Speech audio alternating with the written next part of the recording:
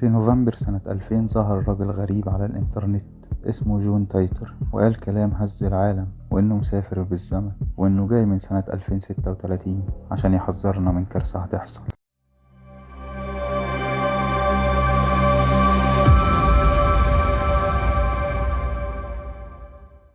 الراجل دوت وصف أحداث اتحققت كلها، زي تفجيرات 11 سبتمبر ووباء كورونا، حتى انتشار البيتكوين. وما ننساش إن ده كان سنة 2000، يعني قبل ظهور البيتكوين وكورونا بأكتر من 10 سنين. فهل الراجل دوت كان عبقري وعارف يقرأ الأحداث، ولا فعلا كان جاي من المستقبل؟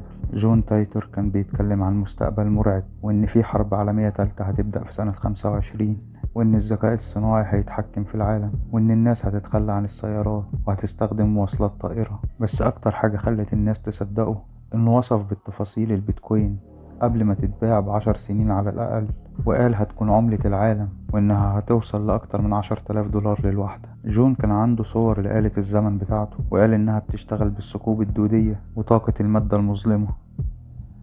بس لما طلبوا منه إنه يصور المستقبل قال لهم ممنوع، انتوا ممكن كده تغيروا التاريخ. فجأة وفي مارس 2001 جون اختفى من على الإنترنت، وساب وراه تساؤلات ياما، وساب رسالة أخيرة قال فيها راجعوا الأحداث ورايا، وإنه لازم يرجع 2036. وفجأة كل حساباته الإلكترونية اختفت في نفس اليوم.